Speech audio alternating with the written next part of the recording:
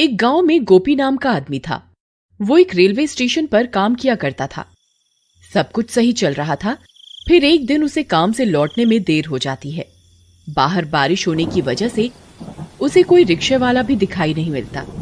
अरे ये क्या, आज तो कोई रिक्शा वाला भी नहीं है। अब क्या करूं? हाँ, एक काम करता हूँ, पटरी के किनारे किनारे चलता हूँ। फिर गोपी छाता लेकर पटरी पर चलने लगता है। वहां उसके अलावा कोई भी नहीं होता। वहां बहुत अंधेरा होता है।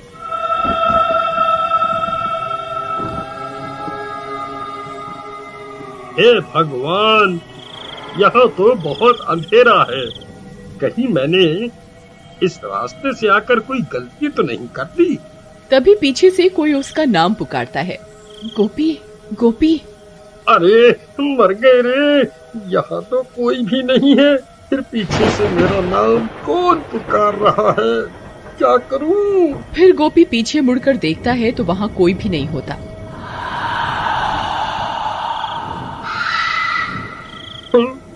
अरे यहाँ तो कोई भी नहीं है। हे भगवान, कहीं वो अफवाह सच तो नहीं? नहीं नहीं, ऐसा नहीं हो सकता। फिर वो भागना शुरू कर देता है और भागते भागते अपने घर पहुंच जाता है। अरे सीमा, जल्दी दरवाजा खोलो। सीमा सीमा, अरे जल्दी दरवाजा खोलो। अरे जल्दी खोलो। अजी क्या हुआ? आप इतने घबराए हुए क्यों हो? ऐसा क्या हो गया? अरे जल्दी अंदर चलो, आज तो मैं बाल बाल बच गया। बाहर बारिश होने की वजह से आज मुझे घर के लिए कोई रिक्शा नहीं मिला। इस वजह से मैं पटरियों के रास्ते से घर आने लगा। तभी किसी औरत ने मेरा नाम पुकारा। मैंने पीछे मुड़कर देखा, वहाँ कोई नहीं था। हे भगवान, आपने पीछे मुड़कर क्यों देखा? ये आपने क्या कर दिया? आपको पता नहीं था क्या? सब गांव वालों का कहना है कि अगर कोई औरत पटरियों पर तुम्हें पुकारे तो पीछे मुड़कर नहीं देखना, नहीं तो वो औरत तुम्हारे साथ तुम्हारे घर आ जाएगी। अरे मर गए, ये तुम क्या बोल रही हो सीमा? मैंने तो पीछे मुड़कर देखा था, लेकिन मुझे वहाँ कोई दिखाई नहीं दिया। अब क्या होगा? क्या वो चुड़ैल मेरे पीछे पीछे घर तक आ जाएगी? तभी कोई जोर जोर से उनके घर का दरवाजा पीटने लगता है। अरे मर गए रे, ये इतनी रात गए कौन आ गया?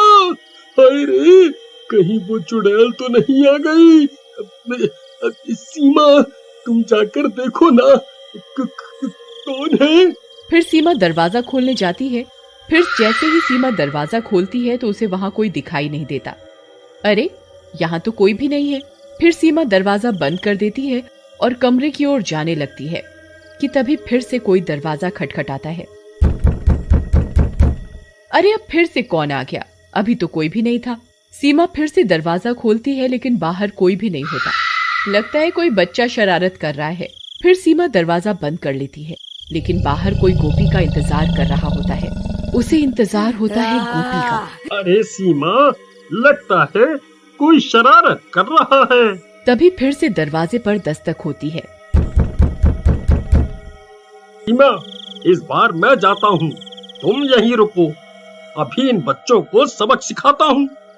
फिर गोपी दरवाजा खोलने जाता है और जैसे ही दरवाजा खोलता है उसकी आंखें फटी की फटी रह जाती हैं। तभी गोपी की चीखने की आवाज आती है।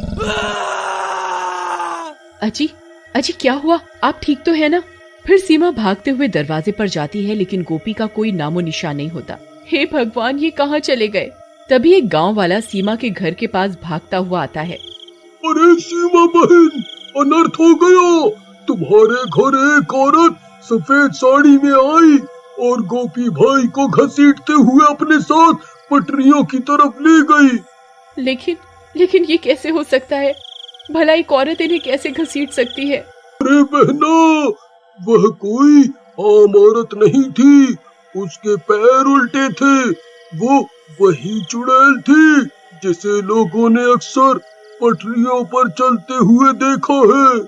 हे भगवान, वीरू भैया, हमें इन्हें बचाना होगा। आप चलिए मेरे साथ। फिर वे लोग अपने साथ कुछ गांव वालों को लेकर उन रेल की पटरियों की तरफ जाते हैं। वहां बहुत अंधेरा होता है। अरे गोपी भाई, आप कहाँ हैं? गोपी भैया, क्या आप मुझे सुन सकते हैं? अरे भाइयों, मैं यहाँ हूँ। इधर देखो आगे की तरफ, मुझे बचाओ, कोई मेरी मदद करो। अरे ये तो गोपी भैया की आवाज है, ये तो सामने से आ रही है। चलो भाइयों। फिर वे लोग दौड़ते हुए गोपी की आवाज का पीछा करने लगते हैं और कुछ ही देर में वहां पहुंच जाते हैं। वहां पहुंचकर उनकी आंखें फटी की फटी रह जाती हैं।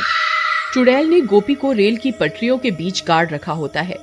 गोपी का सर बाहर होता है और बाकी का शरीर जमीन के अंदर होता है। अरे गोपी भाई, ये आपको किसने जमीन के अंदर गाड़ दिया? अरे भाई, मेरी मदद करो, उस चुड़ैल ने मेरी ये हालत कर दी है।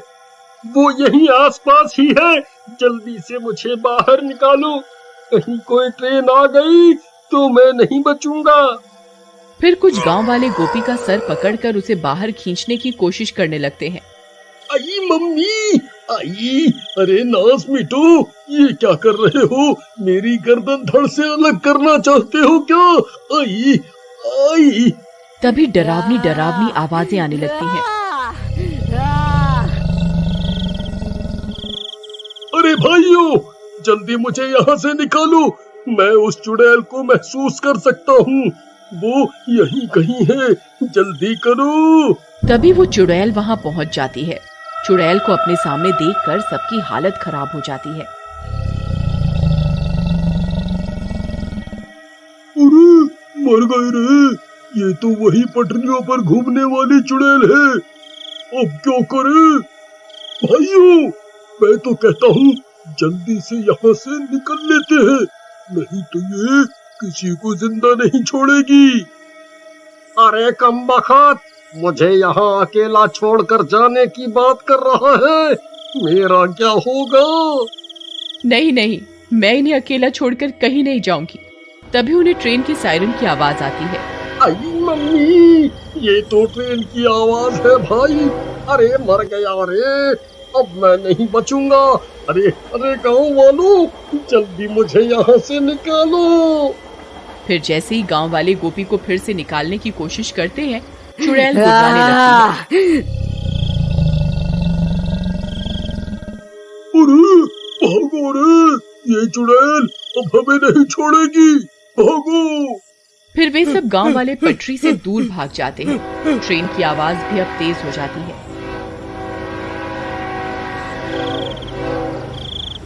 सीमा दूर से आती हुई ट्रेन को देख लेती है। अब तुझे कोई नहीं बचा सकता, मैं तुझे मारकर तेरी आत्मा पर कब्जा करके और ताकतवर बन जाऊंगी। अब कोई फायदा नहीं है सीमा, ट्रेन बहुत नजदीक आ गई है, अब मैं नहीं बचूंगा। तुम यहाँ से चली जाओ, चली जाओ। नहीं नहीं जी, मैं आपको छोड़कर कहीं नहीं जाऊंगी। अगर मरना ही है तो साथ में मरेंगे। फिर इतना बोलकर सीमा गोपी के आगे लेट जाती है। नहीं सीमा, ये तुम क्या कर रही हो? देखो देखो, ट्रेन आ रही है, तुम यहाँ से हट जाओ। ए बेवकूफ औरत, ये तो क्या कर रही है? क्यों अपनी जान देना चाहती है? तू मेरा शिकार नहीं है।